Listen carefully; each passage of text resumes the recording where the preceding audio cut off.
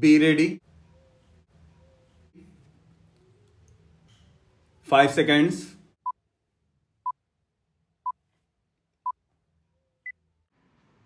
Start.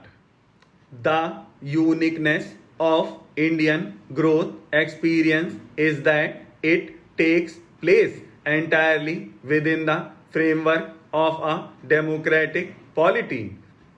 This has demonstrative implications for the world at large. The success of India will be a living proof that growth need not come at the cost of human freedoms. At the same time, its intrinsic stability and consensual basis will make themselves fully felt in long term partnerships. Many of you probably know the diversity and the complexity of a country of 1 billion people that India is. All the great religions of the world are represented in our country. We have 150 million citizens who practice the faith of Islam, and I say it with some pride about their patriotism that not one of them has joined the ranks of these gangs like Al Qaeda or other terrorist activities. Our track record on cooperation with the United States, even within the last year that our government has been in office, clearly conveys a determination to raise both its quality, content, and scope. We have completed the next steps in strategic partnership.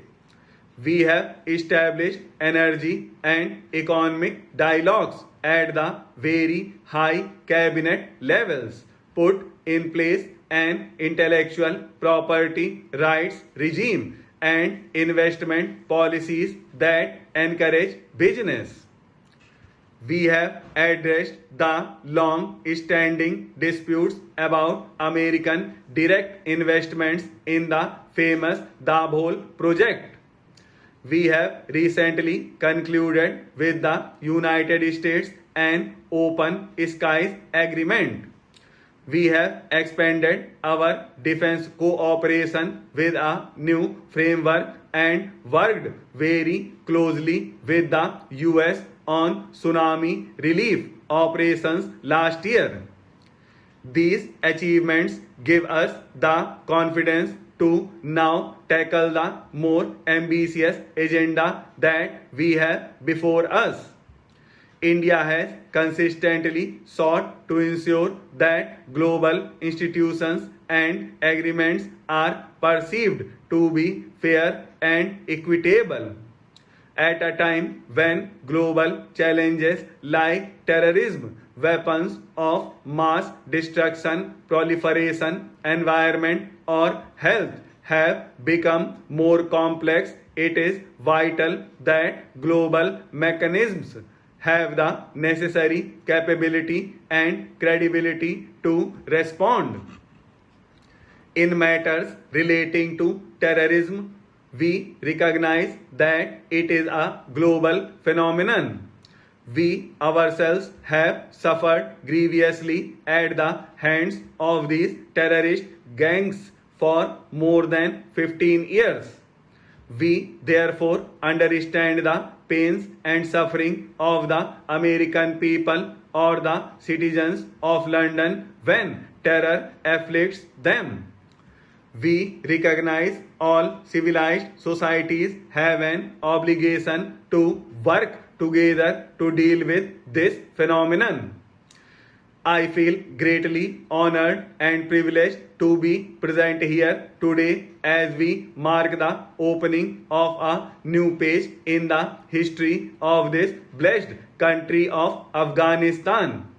It is an honor that gives me particular satisfaction as a friend of Afghanistan and a representative of the Indian people who constitute the world's largest democracy and the oldest in this region. Today, as Babae Millat lays the foundation stone of the Parliament of the Islamic Republic of Afghanistan, the roots of a plant are being laid that will, through your nurturing and care, grow into a sturdy Panja Chinar of democracy. Representation is the very essence of democracy. This edifice, when it is built, will be the very heart of democracy in Afghanistan. We believe that democratic institutions need to be encouraged, nurtured, and promoted. We also believe that they should develop and evolve in accordance with the culture, values, and native genius of each country. We are partnering other democracies through the Global Democracy Initiative and have contributed $10 million to the UN Democracy Fund to be used to promote institutions based on the eternal values of liberty, equality, and fraternity. Afghanistan may be a young democracy, but it has always been a plural society with a unique mosaic of different ethnic and linguistic groups. The Afghan people have a tradition of democratic discourse through institutions like the Loya Jirgas. The practice of consensual decision making in Afghanistan is centuries old.